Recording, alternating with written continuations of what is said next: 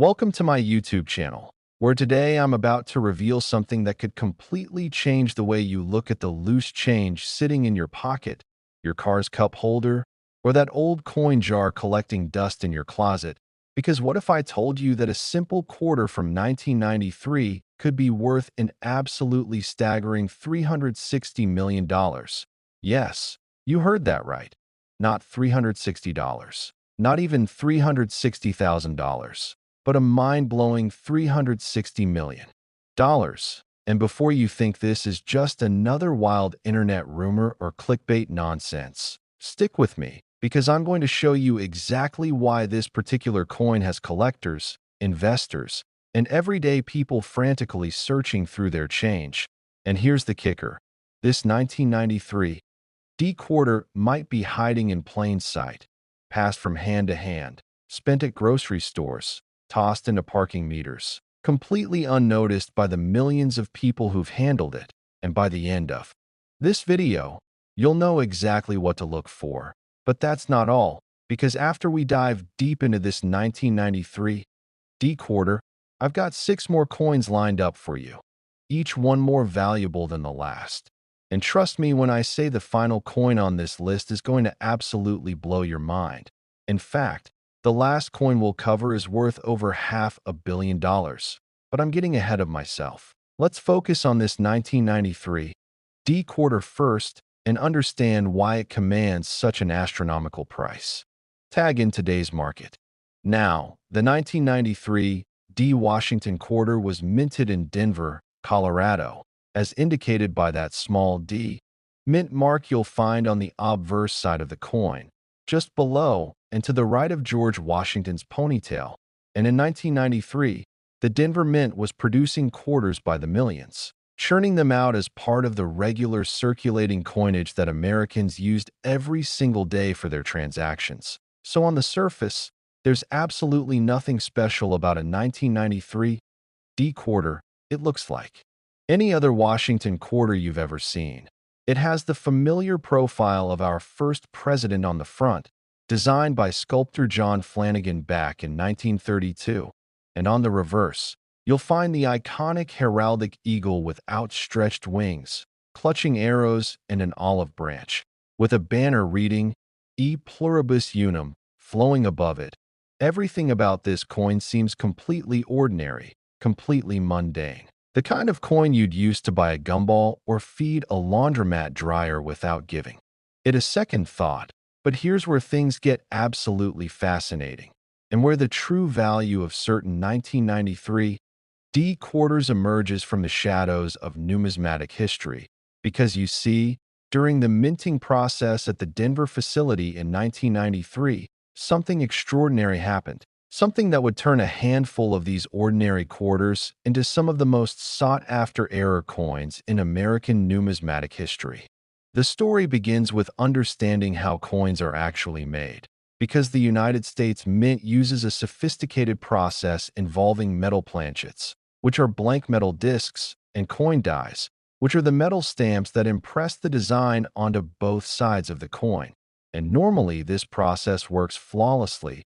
Millions upon millions of coins are struck with precision, each one looking virtually identical to the next. But occasionally, very occasionally, something goes wrong in the process, and when it does, the resulting error coins can become incredibly valuable.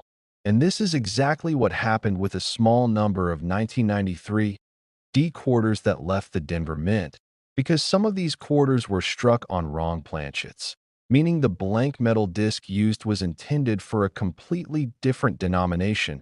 Imagine a quarter design being stamped onto a planchet meant for a nickel, or even more dramatically, being struck on a planchet intended for a foreign currency that was also being produced at the facility under contract. These wrong planchet errors are among the most dramatic and valuable mistakes that can occur in coin production, and when they happen with modern coins, they become instant sensations in the collecting community. But that's not the only error associated with the 1993 D quarter, because numismatists and error coin specialists have also documented examples of 1993 D quarters with dramatic off-center strikes, where the coin dies didn't align properly with the planchet, resulting in a quarter where the design is shifted significantly, sometimes showing blank planchet on one side, while the opposite side shows part of the rim cutting through Washington's face or the eagle's wings. These off-center errors, especially when they're dramatic, showing 20, 30, or even 50% of the design missing, are incredibly collectible. And then there are the double die errors, where the coin die itself was made incorrectly, creating a doubling effect in the design. So you might see Washington's profile with doubled lines, or the text Liberty, or In God We Trust, showing clear doubling. These doubled die quarters from 1993 D are exceptionally rare, and when they appear at auction, they command prices that seem absolutely insane for what looks like a regular quarter to the untrained eye. But here's where the $360 million valuation comes into play, and this is where things get truly extraordinary, because beyond these standard error types, there exists in private collections an example, or possibly multiple examples, of a 1993 D quarter with such a unique and dramatic combination of errors that it has been valued by professional numismatists and rare coin experts at this astronomical figure. We're talking about a coin that might feature multiple errors occurring simultaneously. Perhaps a wrong planchet error combined with a major die error, struck on precious metal instead of the standard copper-nickel clad composition, and with provenance documentation that traces its journey from the Denver Mint into private hands.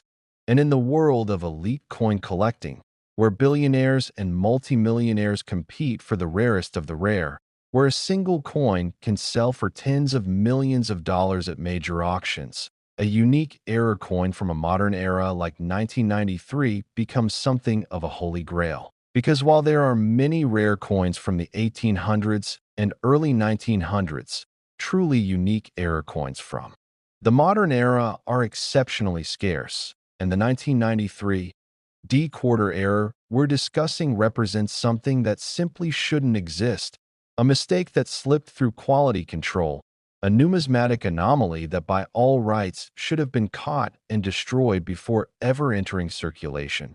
But somehow, miraculously, it made it out into the world. And now it represents one of the most valuable quarters ever created. And here's the thing that should have you immediately checking every 1993 D quarter you encounter. Because while that ultimate error specimen might be worth $360 million and locked away in a private vault somewhere, there are other 1993 D error quarters out there, ones that might only be worth $50,000 or $100,000 or even a few $1,000,000, and those coins absolutely could still be in circulation, could be sitting in your change jar right now, could be mixed in with the quarters in your center console or your child's piggy bank. And this is exactly why knowledgeable collectors and coin dealers carefully examine every single quarter they come across, because you never know when you're going to spot that telltale sign of an error, that off-center strike, that doubling in the lettering, that unusual weight or color that indicates a wrong planchet. And finding one of these error coins would be like winning the lottery, except instead of buying a ticket, you're simply paying attention to the change you already have. The grading of these error coins is absolutely crucial to their value, because in the numismatic world, condition is everything, and error coins are graded on the same scale as regular coins, from poor 1 all the way up to mint state 70, which represents a perfect, flawless coin, and obviously, an error coin in mint state condition, showing no wear whatsoever, with full original luster and no scratches or damage, is going to be worth exponentially more than the same error in circulated condition. And this is why serious collectors who find error coins immediately place them in protective holders, never touching the surface of the coin with bare fingers, because even the oils from your skin can cause damage over time. And they have the coin professionally authenticated and graded by one of the major grading services like PCGS or NGC, who will examine the coin under magnification, verify that the error is genuine and not damage or artificial alteration. Next, the 1994 P quarter dollar USA coin worth a staggering $396 million. And if you thought the 1993 D quarter we just explored was extraordinary, wait until you hear what makes this particular Philadelphia minted quarter even more valuable, even more sought after, and even more likely to still be hiding in circulation somewhere, just waiting for someone knowledgeable enough to recognize its incredible worth. Because the 1994 P quarter represents one of those perfect storms in numismatics where multiple factors converge to create a coin that defies all logic and reason in terms of its value. And I'm going to tell you exactly what to look for, exactly why this coin commands such an astronomical price, and exactly what makes it different from the billions of other quarters that were minted in Philadelphia during 1994. But here's what you need to keep in mind as we go through this. Because after we finish with this 1994 P quarter, we still have 5 more coins to cover. And I promise you, each one gets more and more valuable, more and more shocking, culminating in a final coin that's worth over $500 million. So you definitely want to stick around until the very end, because the information I'm sharing could literally change your financial life forever if you happen to have one of these coins. And trust me, the chances are better than you might think. The 1994 P. Washington quarter was produced at the Philadelphia Mint, which is the oldest continuously operating mint in the United States, having begun operations way back in 1792, and the P. Mint mark, which appears on the obverse of the coin just below and to the right of Washington's ponytail, indicates Philadelphia production, though interestingly, Philadelphia didn't always use a mint mark on its quarters. They only started adding the P. Mint mark to quarters in 1980, making it a relatively modern addition to these coins. And in 1994, the Philadelphia Mint was operating at full capacity, producing hundreds of millions of quarters to meet the nation's demand for circulating coinage. Because remember, this was the mid-1990s, still well before the widespread adoption of credit cards and digital payment methods for everyday small transactions. So quarters were in constant demand for parking meters, laundromats, vending machines, pay phones, arcade games, and countless other coin-operated devices that were ubiquitous in American life. And the Mint was churning out these quarters day after day, shift after shift, with production lines running around the clock to keep up with demand. And in this environment of high-volume production, quality control, while generally excellent, couldn't catch absolutely everything.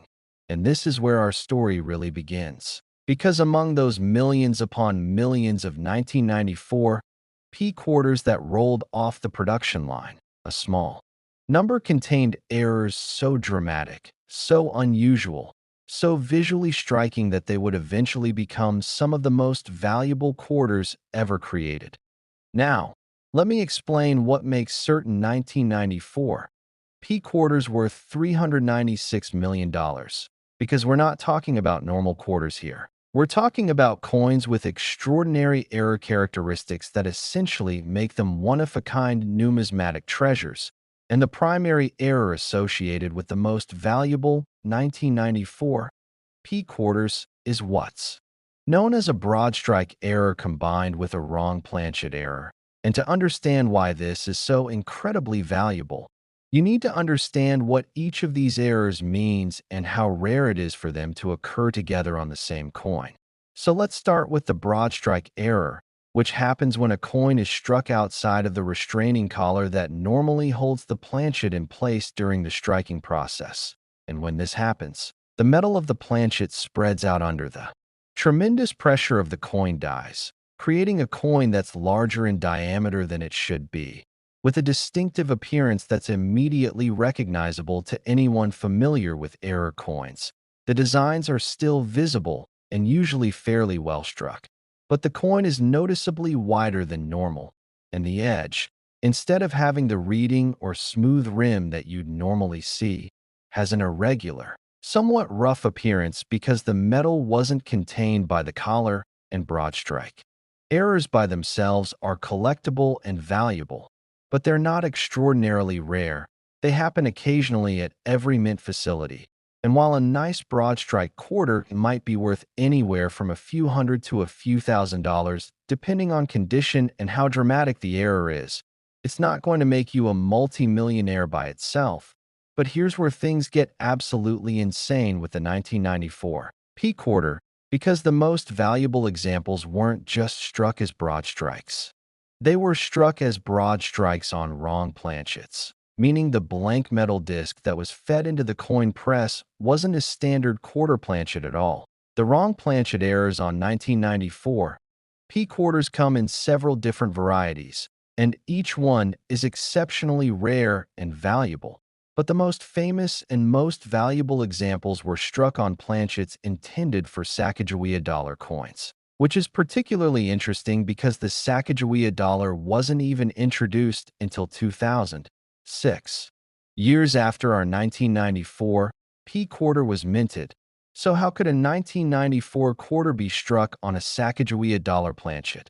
Well, here's where the story gets a bit murky and enters the realm of numismatic legend. Because some experts believe that the mint was already testing and experimenting with the golden-colored manganese brass planchet composition that would eventually be used for the Sacagawea dollar, and somehow, some of these experimental planchets ended up mixed in with the regular quarter planchets in 1994, and when they went through the coin press, they received the Washington quarter design instead of being rejected by quality control, creating a coin that's visually stunning, with the golden color of the dollar planchet, but the smaller diameter and design of a quarter. And because these coins are larger and heavier than a normal quarter, they're immediately noticeable to anyone who handles them. They feel wrong. They look wrong. And that distinctiveness is actually what has helped preserve them, because people who found these odd-looking quarters tended to hold on to them rather than spending them, thinking, "This is weird. I wonder if it's valuable." And in many cases, they were absolutely right to hold on to them, because examples of 1994 P quarters struck on dollar planchets have sold for hundreds of thousands of dollars at auction, and the finest known example, the one that's been valued at $396 million, is rumored to be a proof-like specimen with almost no wear, pristine surfaces, and absolutely perfect strike quality, making it not just a wrong planchet error, but arguably the finest example of this error type in existence. And in the world of rare coins, being the finest known example of an already rare error type is what drives values into the stratosphere. Because there are collectors out there with essentially unlimited budgets who will pay almost any price to own the best of the best. And when you combine that collector mentality with a coin that's modern enough to have potentially escaped into circulation, creating that tantalizing possibility that more examples might still be out there waiting to be discovered, you create the perfect recipe for a coin with a $396 million valuation. But the wrong planchet errors on dollar blanks aren't the only valuable 1994 P quarter errors out there, because numismatists have also documented examples of 1994 P quarters struck on cent planchets, which creates a coin that's way too small, with the quarter design smooshed down onto a planchet less than half the size it should be, resulting in a coin where much of the design is missing off the edges. And these wrong planchet quarters on cent planchets are incredibly dramatic and visually striking. And they're also quite valuable, typically selling for 5 figures or low 6 figures depending on condition.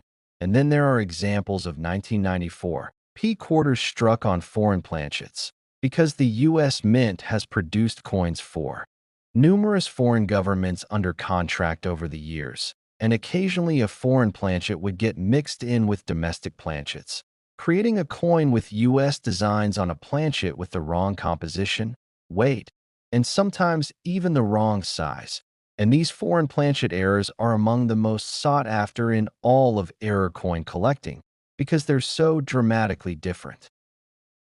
Next, the 1966 $2 USA coin worth an absolutely mind-blowing $400 million And right from the start, I need you to understand that this coin represents something truly special in the world of numismatics. Because unlike the 1993 D and 1994 P quarters we've already covered, the 1966 quarter comes from an era of American coinage that was undergoing one of the most dramatic transformations in the entire history of the United States Mint. And this period of transition, this moment of change in how American coins were manufactured and what they were made from, created opportunities for errors and varieties that simply couldn't exist in any other time period, making certain 1966 quarters among the most valuable and sought-after coins in existence.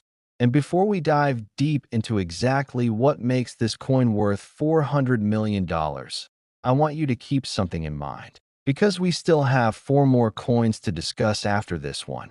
And I'm telling you right now, the values just keep climbing higher and higher, with the final coin on our list breaking the $500 million barrier. So you absolutely cannot click away.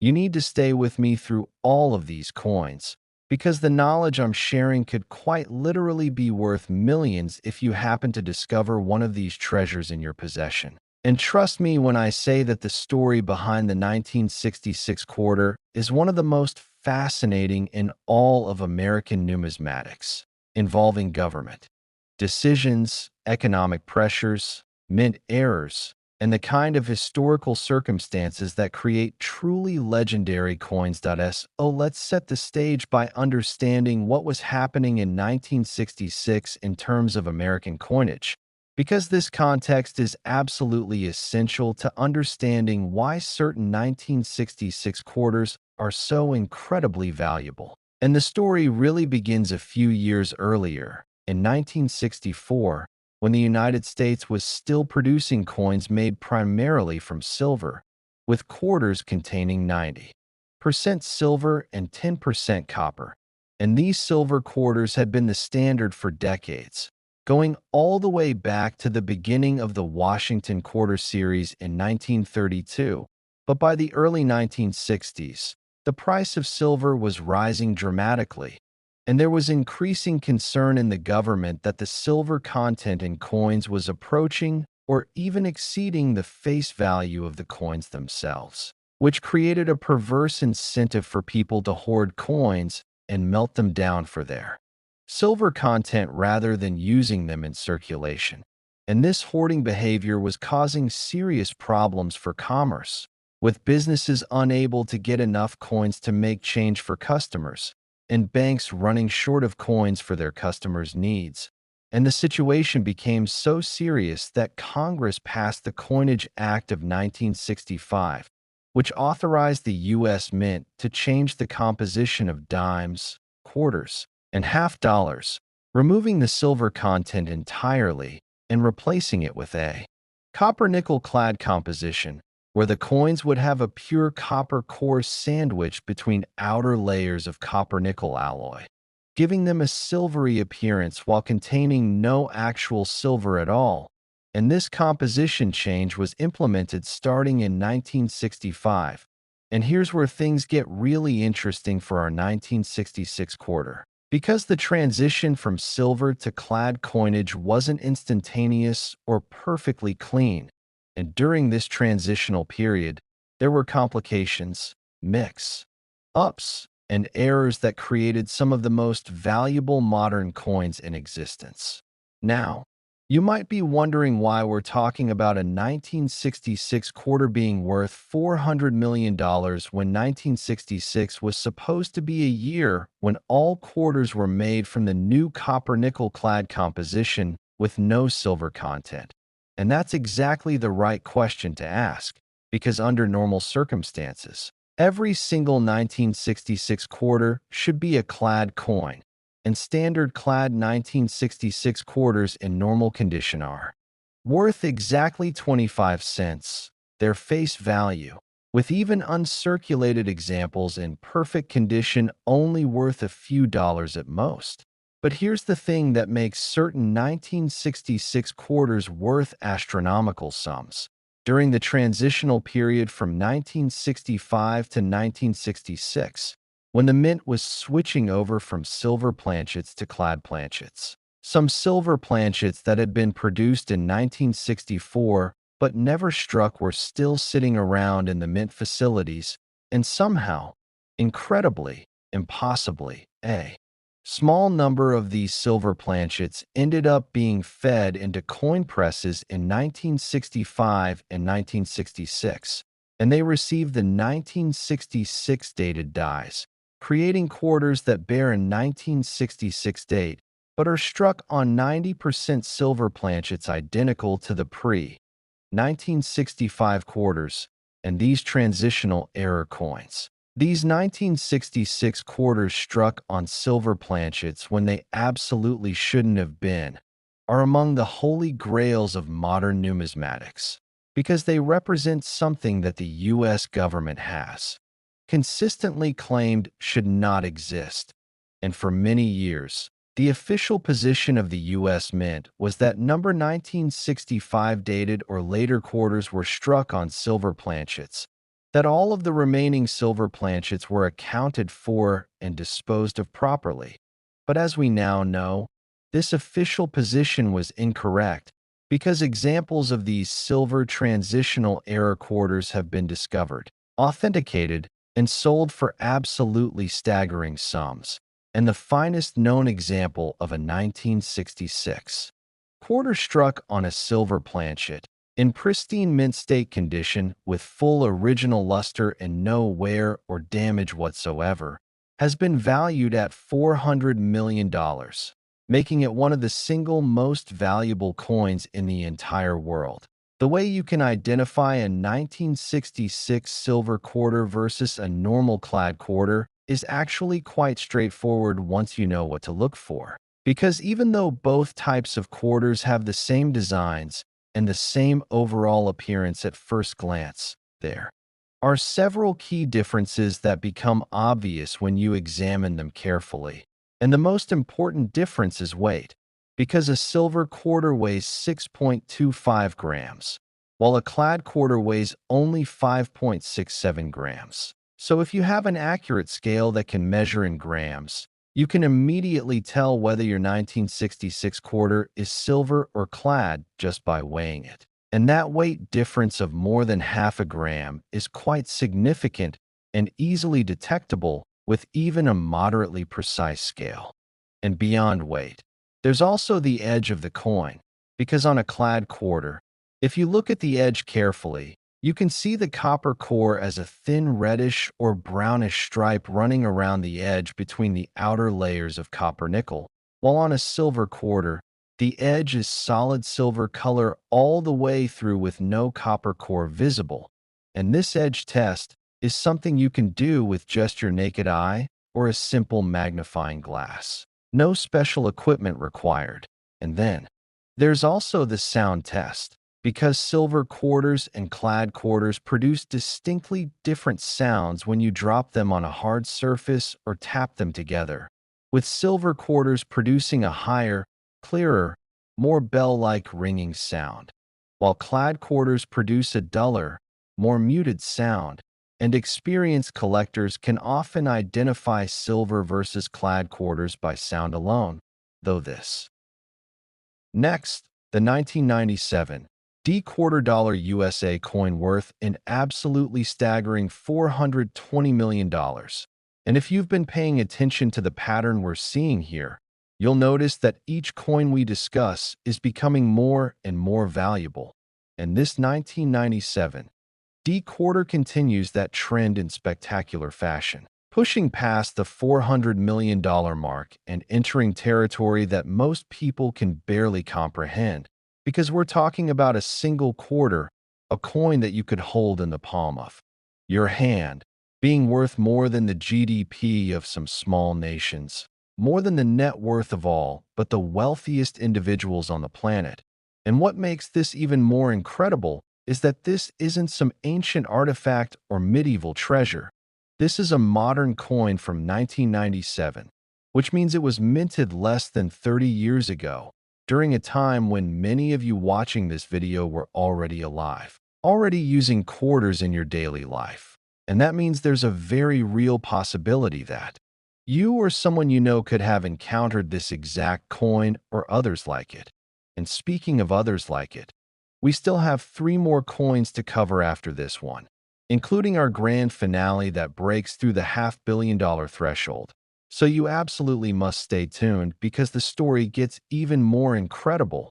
And the information I'm about to share about this 1997 D quarter could be the key to identifying a fortune if you happen to have one of these remarkable coins. So let me take you deep into the world of this extraordinary quarter and show you exactly what makes it worth $420 million and why collectors around the globe would do almost anything to add one to their collection.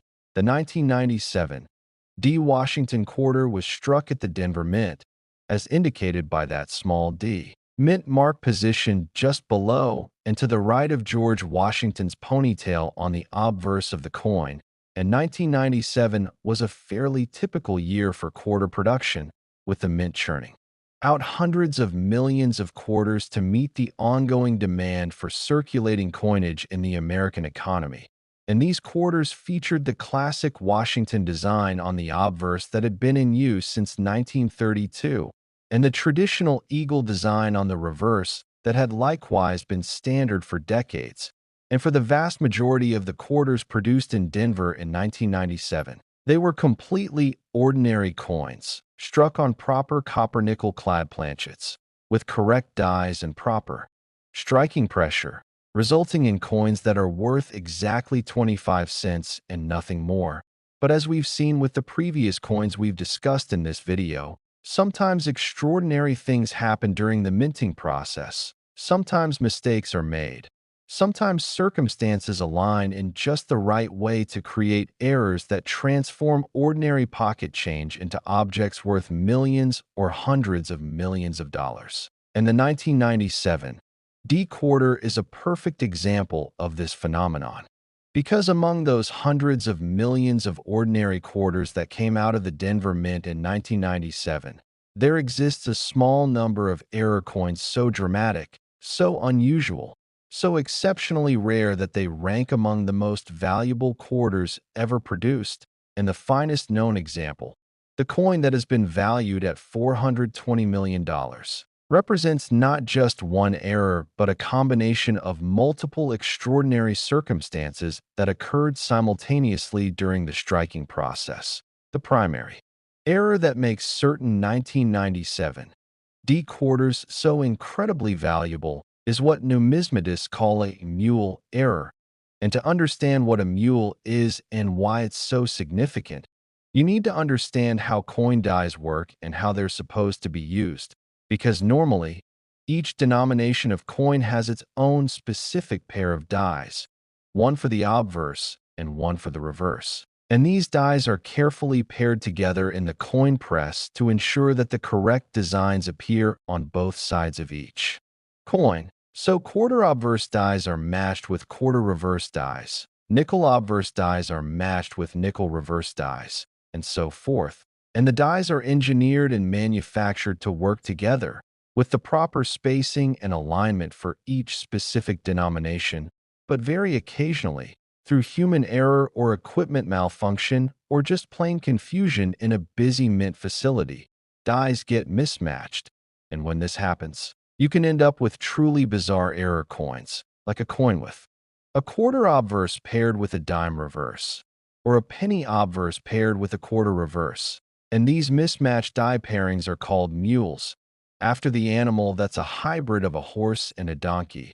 And mule errors are among the most dramatic and valuable error coins that exist, because they're so obviously wrong, so visually striking, and so incredibly rare. Because the quality control processes at the Mint are specifically designed to prevent exactly this kind of error, with multiple checks and safeguards in place to ensure that the correct dies are being used for each denomination. So for a mule to actually make it through the entire production process and escape into circulation represents a catastrophic failure of multiple layers of quality control, which is why genuine mule errors are so exceptionally scarce. the specific mule error that occurred with certain 1997 D quarters involved the quarter obverse die, showing George Washington's profile, being paired with a Sacagawea dollar reverse die, showing the famous image of Sacagawea carrying her infant son Jean-Baptiste on her back, with an eagle in flight to the left.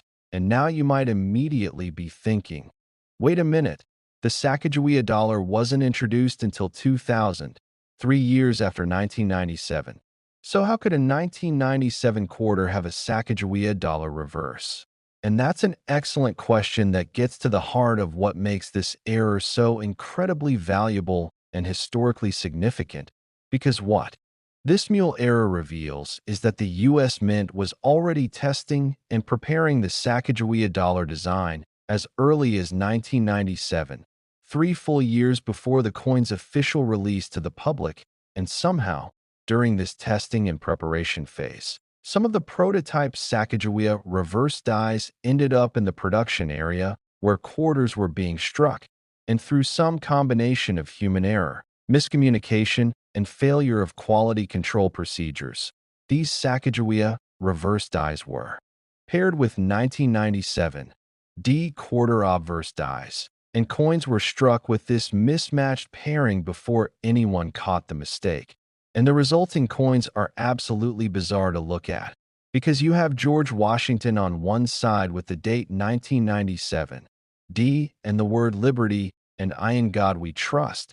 And then you flip the coin over, and instead of seeing the traditional eagle that should be on a quarter's reverse, you see Sacagawea and her child with the flying eagle design that wouldn't officially appear on any U.S. coin until 3 years later.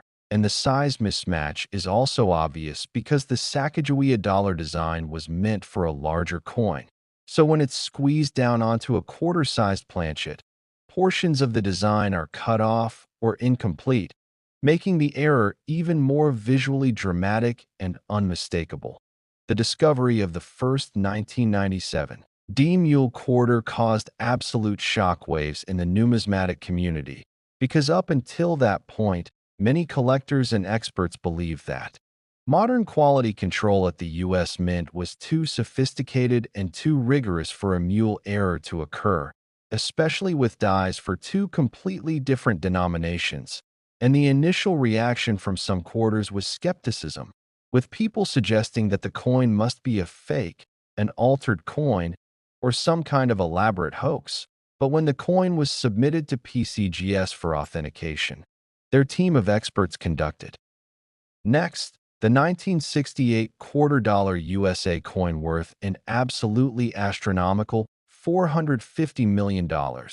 And at this point in our journey through these extraordinary valuable quarters, we're now entering truly rarefied air in terms of valuation, because $450 million for a single coin is the kind of figure that seems almost incomprehensible to most people. It's the kind of money that could fund entire charitable foundations, purchase professional sports teams, or change thousands of lives. And yet, all of this value is concentrated in a small silver-colored disc of metal that weighs less than 6 grams and fits easily in your pocket. And what makes this even more remarkable is that this 1968 quarter, like all the coins we've discussed so far, could potentially still be out there somewhere in circulation or sitting forgotten in someone's collection, just waiting to be discovered by someone who knows what they're looking at. And speaking of what's still to come, I need you to understand that we still have 3 more coins to discuss after this one, and each one is going to be even more valuable, even more spectacular, with our final coin crossing the $500 million threshold into territory that defies all logic and reason. So you absolutely cannot stop watching now. You've come this far, and you need to see this through to the end, because the knowledge I'm sharing could quite literally be worth a fortune. And this 1968 quarter we're about to explore in depth represents yet another fascinating chapter in the story of American era coins, with circumstances and characteristics that make it one of the most sought-after quarters in existence. So let me take you deep into the world of this remarkable coin and show you exactly what makes it worth $450 million and why it occupies such a special place in the pantheon of numismatic rarities. The year 1968 was a pivotal time in American history, marked by social upheaval, political turmoil, and significant cultural change. And in the midst of all this broader historical context, the United States Mint was continuing its transition away from silver coinage that had begun with the Coinage Act of 1965, and by 1968, the Mint had been producing copper-nickel clad quarters for 3 full years, and the process had become routine, with millions upon millions of these clad quarters flowing from the Mint facilities in Philadelphia and Denver to meet the nation's constant demand for circulating coinage.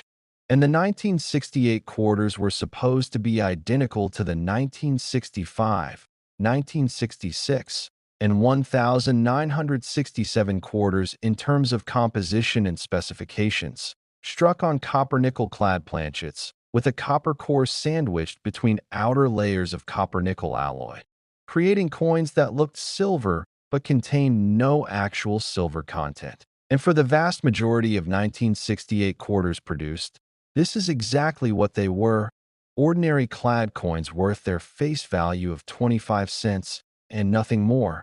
But as we've seen repeatedly throughout this video, sometimes the minting process produces anomalies. Sometimes errors occur that create coins of extraordinary value. And the 1968 quarter is no exception to this pattern, because among the hundreds of millions of ordinary 1968 quarters that were produced, there exists a small number of error coins so dramatic and so rare that they represent some of the most valuable quarters ever struck, and the finest known example has been valued at $450 million based on private appraisals and market analysis, making it one of the single most valuable coins in the entire world. The error that makes certain 1,968 quarters worth hundreds of millions of dollars is actually a combination of multiple extraordinary circumstances that occurred during the minting process. And to understand what happened, you need to understand the specific situation that existed at the U.S. Mint in 1968, because even though the official transition to clad coinage had occurred 3 years earlier, there were still some complications and leftover issues from that transition that hadn't been fully resolved.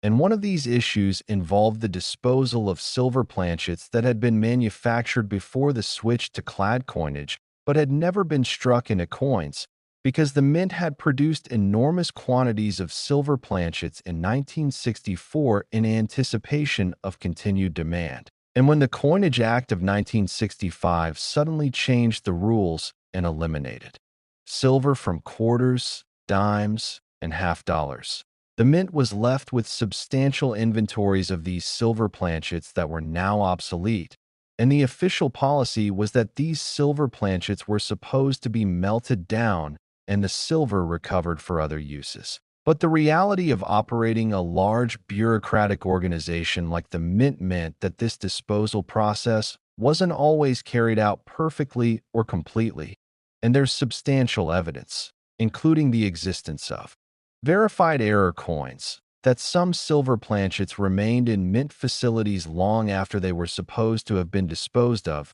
and occasionally, incredibly, impossibly, some of these silver planchets ended up being fed into coin presses and struck with dies dated 1965 or later, creating transitional error coins that represent something the government has long insisted shouldn't exist. Quarters dated 1965 or later but struck on 90% silver planchets identical to the pre-1965 quarters. The 1968 quarters struck on silver planchets are among the most dramatic and valuable examples of these transitional errors, because by 1968, we're 3 full years past the implementation of clad coinage, and theoretically, all of the old silver planchets should have been long gone, disposed of, accounted for, eliminated from the system. So for a 1968 dated quarter to be struck on a silver planchet represents an even more egregious failure of inventory control and quality assurance. Then similar errors from 1965 or 1966. And this makes the 1968 silver quarters exceptionally rare, with far fewer examples known to exist compared to earlier transitional errors. And the combination of extreme rarity plus the historical significance of these coins being struck 3 years after silver was supposedly eliminated from quarters makes them extraordinarily valuable to collectors because they represent tangible proof that the mint's official narrative about the transition away from silver coinage wasn't entirely accurate. And for collectors who love coins with interesting backstories and historical significance, it doesn't get much better than a coin that the government essentially claimed couldn't exist, but that demonstrably does exist. And when you add to this the fact that the finest known example is in pristine condition, with full mint luster and no signs of wear or circulation, you have all the ingredients necessary for a coin valued at $450 million. Now, let me explain exactly how you can identify a 1968 silver quarter if you happen to encounter one, because the differences between a silver quarter and a clad quarter are detectable with some basic knowledge and simple tools. And the most reliable method is weighing the coin, because a silver quarter weighs 6.25 grams due to its composition of 90% silver and 10% copper, while a clad quarter weighs only 5.67 grams due to its lighter copper-nickel composition, and that difference of more than half a gram is substantial and easily measurable with any reasonably accurate digital scale, the kind you can purchase online or at many retail stores for $20 or $30. And if you weigh a 1968 quarter and it comes in at 6.25 grams or very close to that figure, you need to immediately take that coin seriously as a potential silver transitional error. Because while scales can have some margin of error, the weight difference between silver and clad is large enough that there shouldn't be any confusion. And once you've determined through weighing that you might have a silver quarter, the next step is to examine the edge of the coin very carefully, because the edge will show you definitive proof of composition, with a clad quarter showing that. Next, the 1969 $quarter USA coin worth an absolutely breathtaking $460 million. And we're now approaching the pinnacle of valuable quarters, with each coin we discuss pushing deeper into territory that seems almost fictional in terms of valuation. Because when you're talking about a single quarter being worth nearly $500 million, you're talking about an amount of money that represents generational wealth, the kind of fortune that could support multiple families for their entire lives. And yet all of this value is concentrated in one small coin that could fit in your pocket or sit unnoticed in a drawer for decades. And what makes this particularly exciting is that we're not done yet. We still have 2 more coins to cover after this one. And I can tell you right now that the final coin we're going to discuss is going to absolutely blow your mind, because it crosses that magical $500 million threshold. So you need to stay with me through these last few coins, because the information gets more and more incredible, and this 1969 quarter we're diving into right now represents yet another fascinating case study in how extraordinary errors and perfect circumstances can combine to create numismatic treasures of almost unimaginable value. So let me take you through everything you need to know about this remarkable coin. What makes it so special? What errors and characteristics drive its value to $460 million?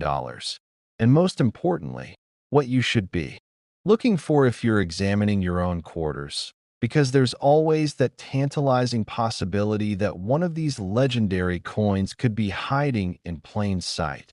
The 1969 quarter was produced during a period when the United States Mint was fully settled into its post-1965 routine of producing copper-nickel clad coinage, and by 1969, it had been 4 full years since the Coinage Act of 1965 eliminated silver from quarters, dimes, and half dollars, and the production process for clad Quarters was supposed to be completely standardized and routine, with no remaining complications from the transition away from silver coinage. And the mint facilities in Philadelphia and Denver were churning out hundreds of millions of quarters to meet ongoing demand. And these quarters all bore the familiar Washington obverse design that had been standard since 1932 and the traditional eagle reverse that had likewise been used for decades, and for the overwhelming majority of 1969 quarters produced, they were completely ordinary coins, properly struck on copper-nickel-clad planchets with the correct dies and proper specifications, resulting in coins worth exactly 25 cents and nothing more. But as we've seen consistently throughout this video, the minting process occasionally produces anomalies that transform ordinary coins into extraordinary treasures. And the 1969 quarter is a spectacular example of this phenomenon, because among those hundreds of millions of routine quarters, there exists a small number of error coins so rare, so dramatic, and so historically significant that they rank among the most valuable quarters ever produced. And the finest known example, authenticated and graded by professional numismatists, has been valued at $460 million, pushing us ever closer to that $500 million mark that we're going to surpass with our final coins. Now, the primary error that makes certain 1,969 quarters worth hundreds of millions of dollars is, once again, the transitional error involving silver planchets. And I know we've discussed this error type with previous years already in this video, but the 1969 silver quarters are even more remarkable than the earlier examples. And here's why. Because by 1969, we're now 4 full years past the elimination of silver from circulating quarters, and theoretically, absolutely every single silver planchet should have been disposed of, melted down, removed from the system, eliminated from any possibility of accidentally being struck with 1969 dated dies. And yet, impossibly, incredibly, against all official procedures and policies, some silver planchets apparently remained in storage or in the production areas of the mint, and somehow they were fed into coin presses and struck with 1969 quarter dies, creating coins that represent an even more egregious breakdown in quality control and inventory management than the 1965, 1966, 1967, or 1968 silver transitional errors. Because how do you explain silver planchets still being available 4 years after they were supposed to be completely eliminated? And this question, this mystery, this seemingly impossible situation is exactly what makes the 1969 silver quarters so fascinating to collectors and historians. Because these coins represent tangible physical evidence that the mint's official narrative about the transition to clad coinage wasn't entirely accurate or complete, and there were clearly gaps in procedures, oversights, in inventory management, or possibly even intentional actions by mint employees who held back some silver planchets. And whatever the explanation, the result is a small number of 1,969 quarters struck on 90% silver planchets when every single one should have been struck on clad planchets. And these silver 1969 quarters are exceptionally rare, with fewer verified examples known to exist than the silver transitional errors from earlier years. And this extreme rarity combined with the historical significance and the mysterious circumstances surrounding their creation makes them extraordinarily valuable to serious collectors. The $460 million valuation for the finest known 1969 silver quarter is supported by multiple factors that converge to create extraordinary value. Because it's not just about rarity. Although rarity is certainly crucial, it's also about condition, provenance, authentication, and the specific characteristics of the individual coin and the coin that has been valued at $460 million, is reportedly a specimen in what numismatists call superb gem uncirculated condition, meaning it grades MS 67 or higher on the 70-point Sheldon scale, indicating a coin that is essentially flawless to the naked eye, with only the most minor imperfections visible under high magnification. And this coin has never been circulated, never been spent, never been handled roughly or exposed to the elements. It somehow remained in pristine condition from the moment it left the coin press in 1969 until it was discovered and authenticated decades later. And coins at this grade level, especially error coins, are incredibly scarce because the minting process itself often creates minor imperfections. And then any handling or storage after minting can add additional marks or damage. So for an error coin to survive in superb gem condition requires an almost miraculous combination of perfect striking, immediate recognition of its special nature, and careful preservation over many years. And when you have all of these factors aligned, you get a coin that represents the absolute finest example of an already rare error type. And this finest known status is what really drives values into the stratosphere, because there are collectors who will pay almost any price to own the best example of something. And in the competitive world of elite numismatics, being able to say you own the finest known 1969 silver quarter is a badge of honor that money can buy, assuming you have enough money. And in this case, the price tag is $460 million. Now let me walk you through the practical aspects of identifying a 1969 silver quarter if you happen to encounter one in your own collection or in circulation. Because while the odds are certainly long, they're not zero. And people continue to discover valuable error coins in the most unexpected places. So it's worth knowing what to look for and the identification process for a silver versus clad quarter is actually quite straightforward once you. Next, the 1970 $quarter USA coin worth an absolutely staggering, mind-bending $500 million. And we have now officially crossed into the realm of $500 million coins, which is a threshold so extraordinary, so incomprehensible to most people, that it almost doesn't seem real, because we're talking about a single quarter, a coin small enough to fit in your pocket, light enough that you barely feel its weight, being worth more than the market capitalization of many publicly traded companies, more than the combined net worth of hundreds of millionaires, and an amount of money that could fund major charitable initiatives, build hospitals, endow universities, or change countless lives.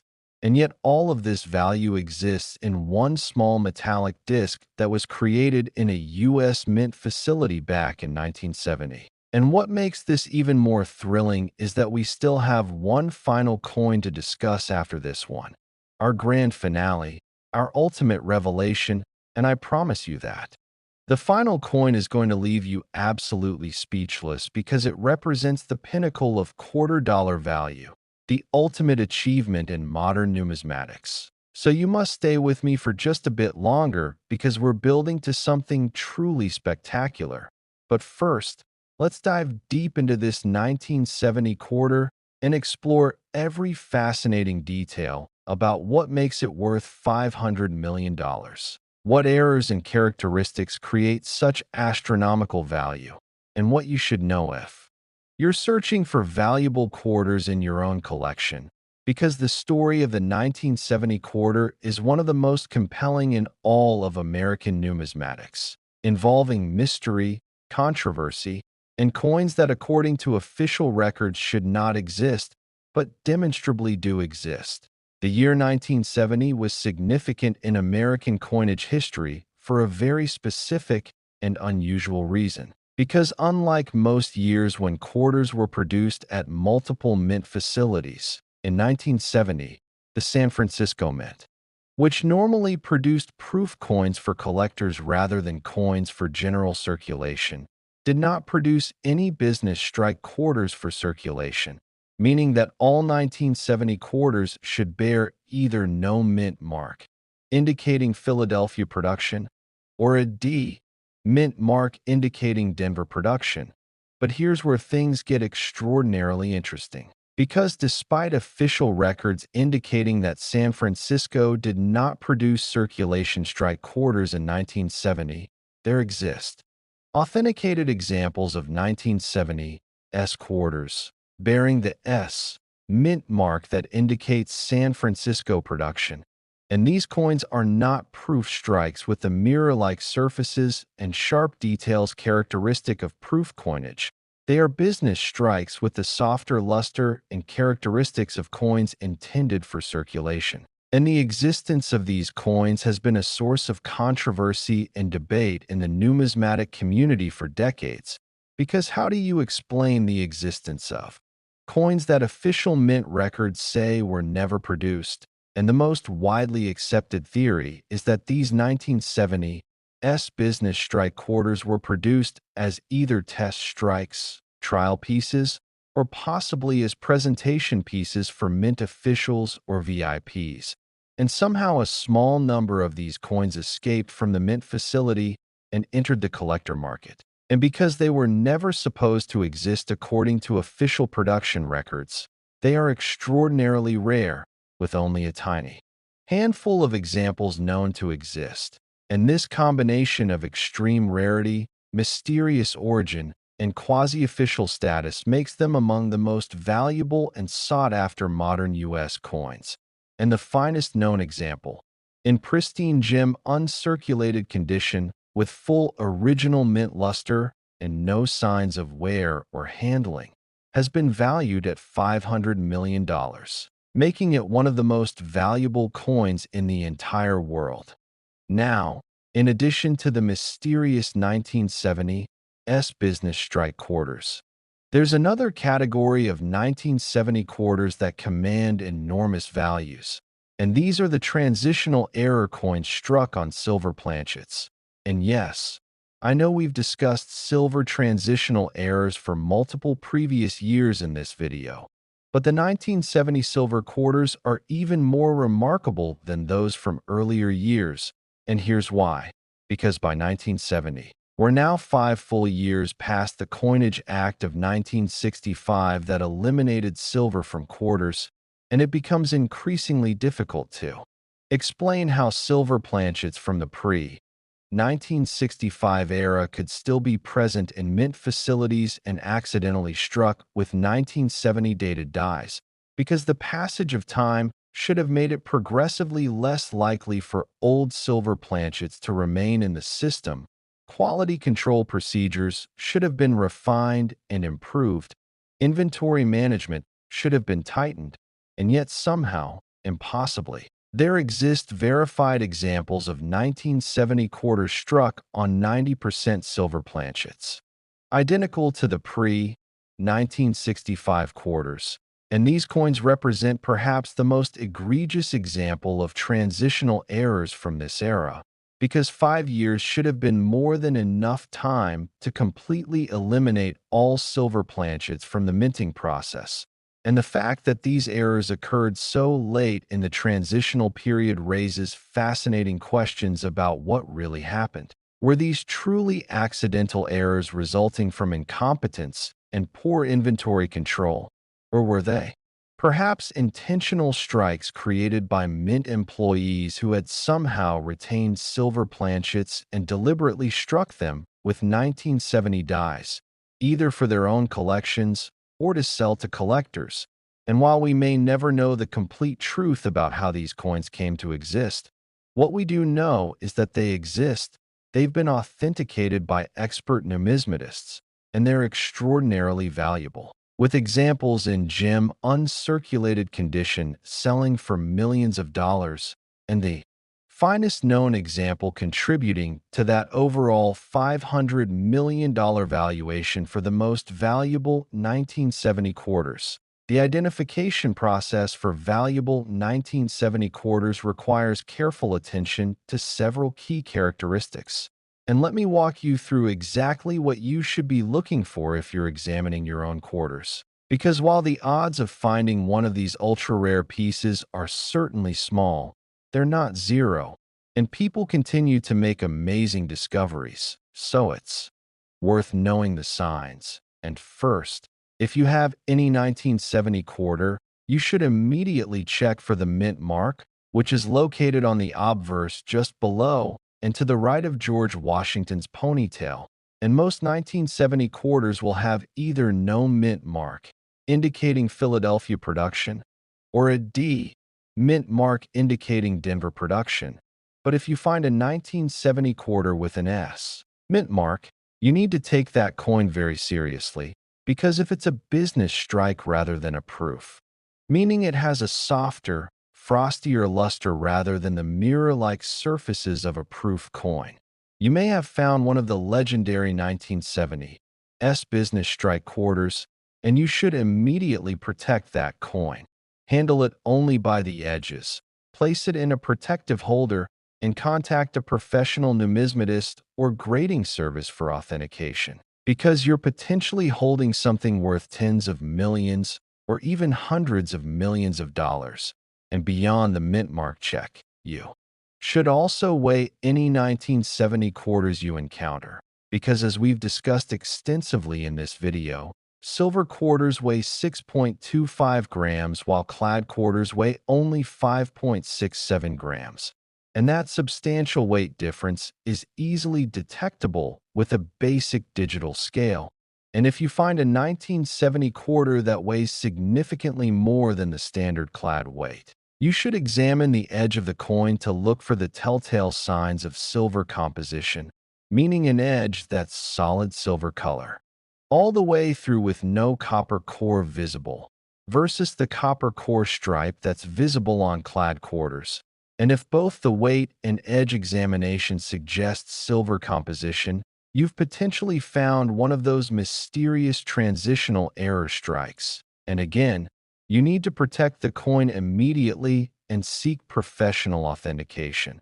Beyond the ultra-rare 1970s,